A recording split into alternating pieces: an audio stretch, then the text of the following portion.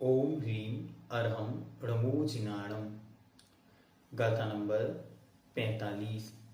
अब आचार्य भगवान सप्तम गुण स्थान का वर्णन करते हैं। सप्तम गुण स्थान अर्थात अप्रमत्त विरत। विरत तो वह पूर्ण रूप से हो गया छठवें गुण स्थान में, अब ही प्रमाद बाकी है। जैसे जैसे संजुलन कषाय की मंदता होगी वैसे वैसे प्रमाद कम होता चला जाएगा।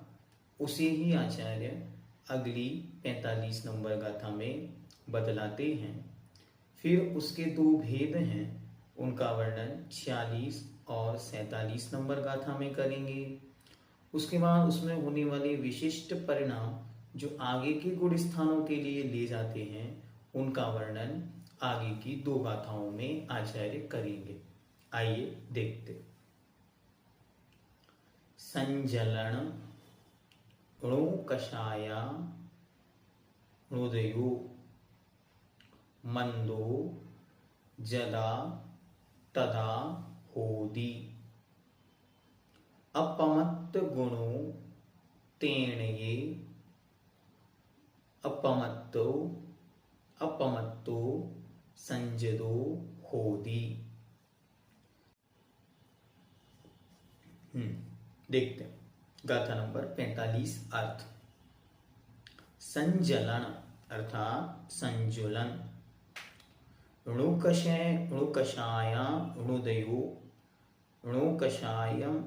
णुकषायाणाम उदयो अर्थात संजुलन और नौ कषाय का उदय।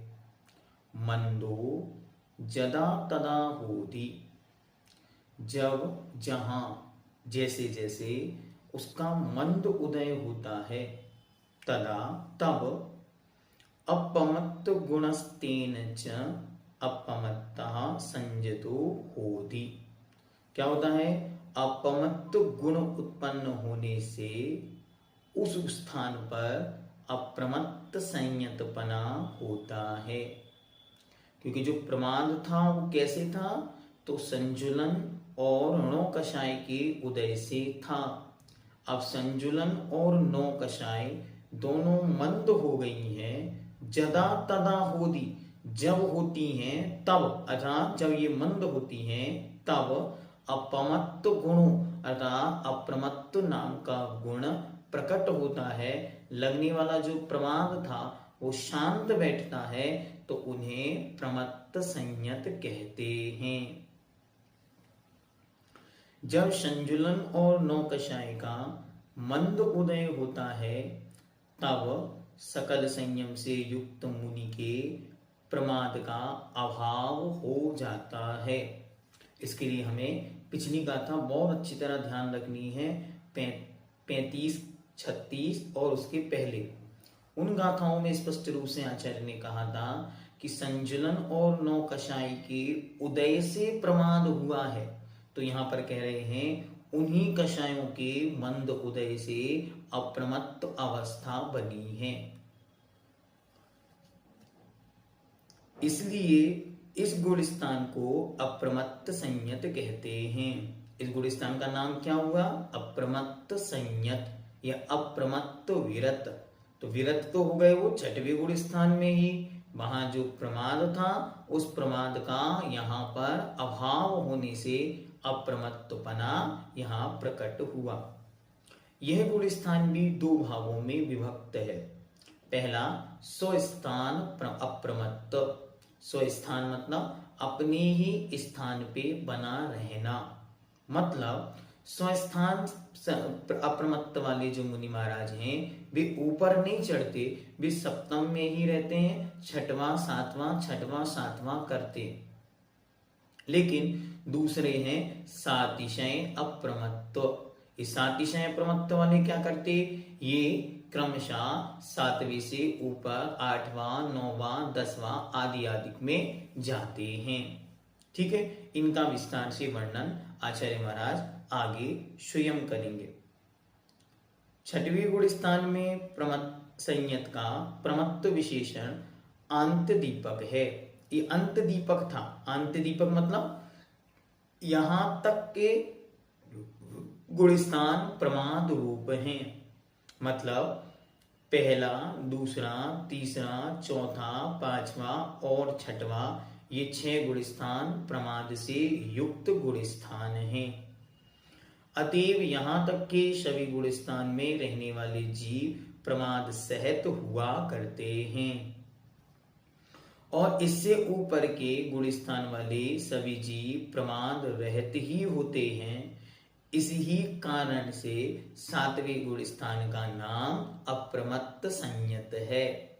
अब यहाँ जो अप्रमत्त विशेषण हुआ वह ये बतलाने के लिए है कि आगे के जितने गुण स्थान हैं वे सारे के सारे गुण स्थान अप्रमादियों के हैं, उनके किंचित मात्र भी प्रमाद नहीं है।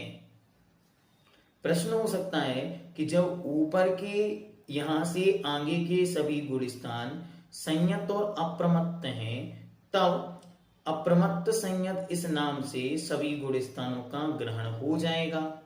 अतएव 8वें आदि गुण स्थानों के भिन्न भिन्न नाम का निर्देश करने की क्या आवश्यकता है। प्रश्न एकदम ठीक है। तो ऊपर के सब संयत हैं, ठीक है, सब अप्रमत्त हैं, ठीक है। अब जब सब अप्रमत्त हैं, जब सब संयत हैं, तो फिर आगे के गुण स्थानों के नामकरण कैसे करेंगे। और यदि आप अलग से नामकरण करते हैं तो फिर ये 2 विशेषण तो आपको सबको देने पड़ेंगे।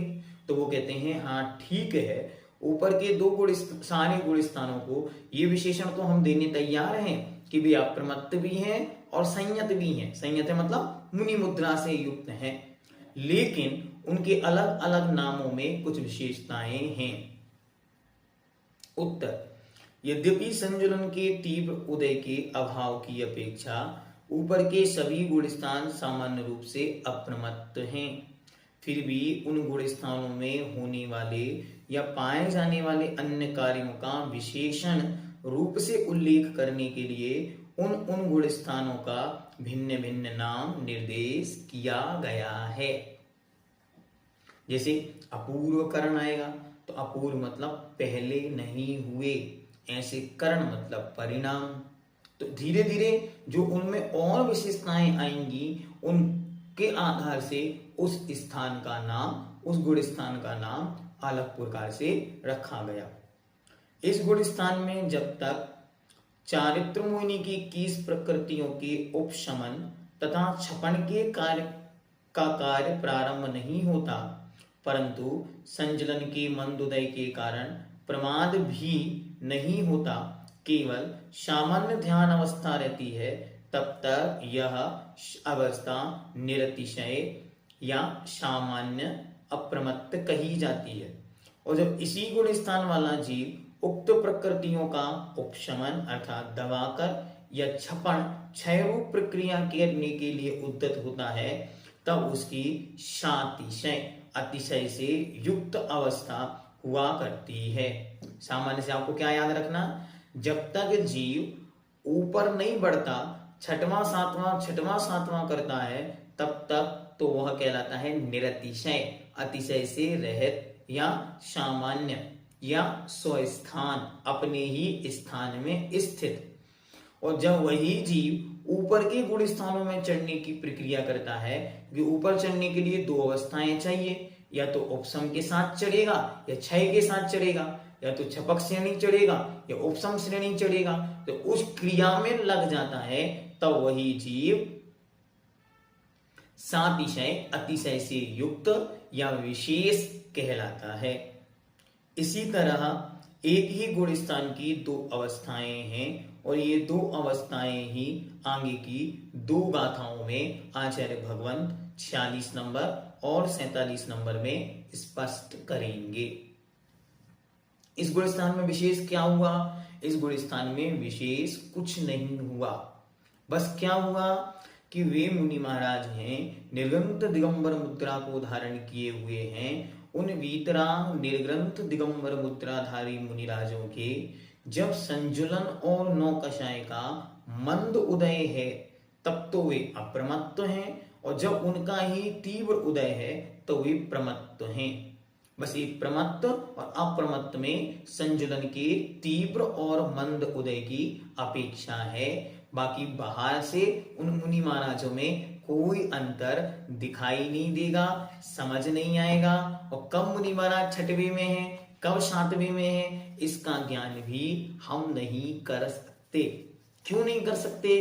क्योंकि ये ऐसा नहीं कि ध्यान की अवस्था में ही ये बनता है, नहीं, सर्वत्र यह बन सकता है। जब मंद उदय हुआ तभी उनके यह गुण स्थान संभव है। इसलिए इसकी कोई नियामकता नहीं कह सकते कि इस समय इन मुनि महाराजों के छठवां है, कि इस समय इन मुनि महाराजों के सातवां है। इस प्रकार की विशेषताएं हम अलग से आपके सामने नहीं रख सकते, क्योंकि आगम में इसका कोई उल्लेख अलग से उपलब्ध नहीं है।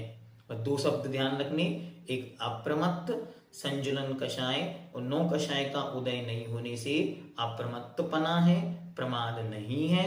और विरत, क्योंकि वे सब प्रकार से जीव हिंसा से, स्थावरोत्तर हिंसा से विरक्त हुए हैं, इसलिए वे विरत हैं। तो बन गया अप्रमत्त विरत, ये सातवां गुण स्थान। इस गुण स्थान के दो भेद हैं।